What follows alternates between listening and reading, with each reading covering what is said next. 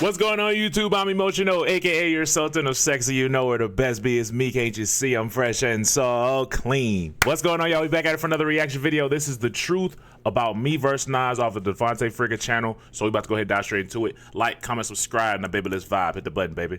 $1,000 shot, ladies and gentlemen. We're gonna find out. Size It is. Well. That did not go as planned. It'd be like My that. favorite thing about these 1v1s is that you've got to be willing to put everything on the line for a huge upside or a super low downside. And here's the thing, if you take a big risk, you have to be willing to accept a big loss. And this time I lost, but I'd rather take this hit than to have not tried at all. And if you work hard enough, sometimes winning the game isn't the only way you can win the day. Now, let's cut the bullshit. I got my ass beat. Like, beat. So much so that some people were wondering if I was just a lucky fan that got picked from the crowd to play this guy. For months, I kept calling this the UFC of 1v1 basketball, and all I can think for the equivalent of this game was this. Here we go! Or being submitted into a fucking chokehold and having to tap out. Bro, chill. At least it's a Gucci one. At least it gave you the Gucci. I'm talking about. Now you might be wondering what. I'm glad he made a joke out of it. Like, I'm glad he can take it. He can take the L and just, you know what I'm saying, laugh about it. You know what I'm saying? Because I had Friga winning that game. I just didn't expect it to go how it went. You know what I'm saying? Because I'm thinking, I'm looking at my TV like, Friga, get 10. Just get 10 at this point. Just get 10. You know what I'm saying? Because especially the way that the game was going, because Nas was locked. Like, Nas was locked. Like an animal on its prey. Like, he was locked in, nothing else. Like, but like, yo, like, I'm just glad Friga can make a joke out of it though. At least it gave you the Gucci. I'm talking about. Now you might be wondering, what is going through my head? What do I do next? What am I gonna do next? What are my plans? How do you bounce back? And the only thing I can do is just get in the gym, work on my game, get in some more ones, make some more content, and just keep being myself. Look, to me, this one game does not define me. I have some huge wins against some great names. I've got some bad losses. This is just a bad loss.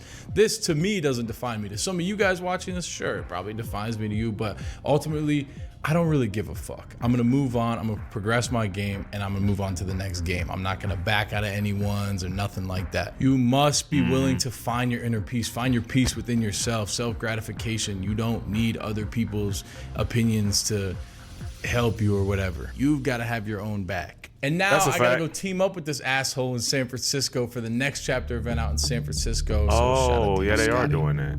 Now, about the game itself, I never back down from adversity. I mean, I enjoy adversity, if you will. I mean, I feel like my entire life has been me facing adversity over and over again, and this is just another minor setback for a major comeback. I don't really think I played like myself. Ultimately, I barely squared up to the basket. I didn't really throw many jab steps. I didn't use any counters, and ultimately my flow was completely disrupted, and that's a testament to Nas. I do not have any excuses for how the game went. Me as a man, I am taking full accountability for that because I said what I said for months preparing for this game. That's So 100. what am I gonna say now?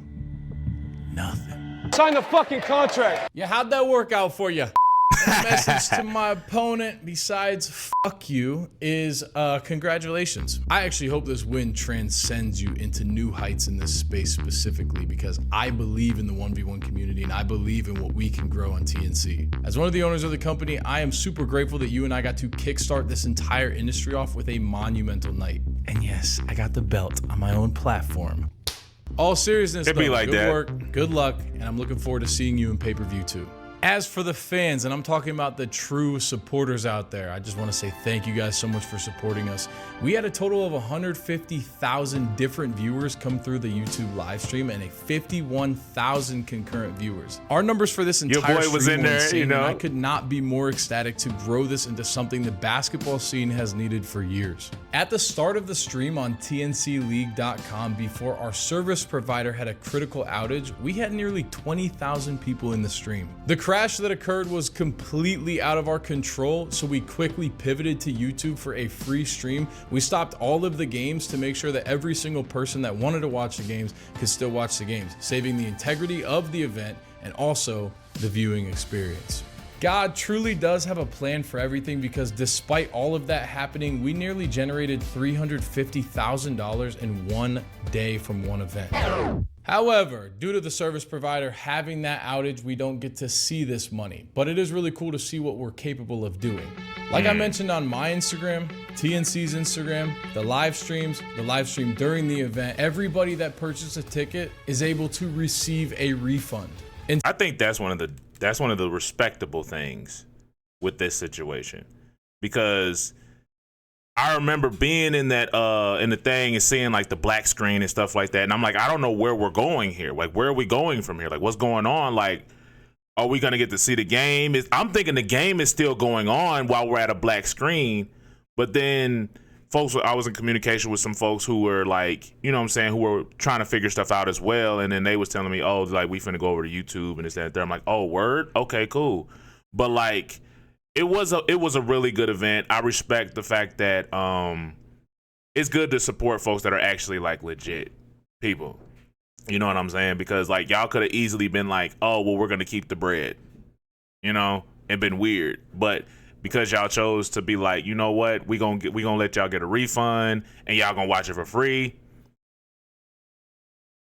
We here. And since our service provider is holding on to everything, you yourself have to go and request that refund. I don't want you guys to feel like, damn, you know, this is a shitty situation. The event was still a massive success. One, we were able to see what we're capable of doing in this space, and two, we had a ton of support from the people that actually watch us consistently. This is a journey. Investing in yourself is a journey of self-discovery. It reveals your tolerance for risk and your ability to stay disciplined in the face of uncertainty.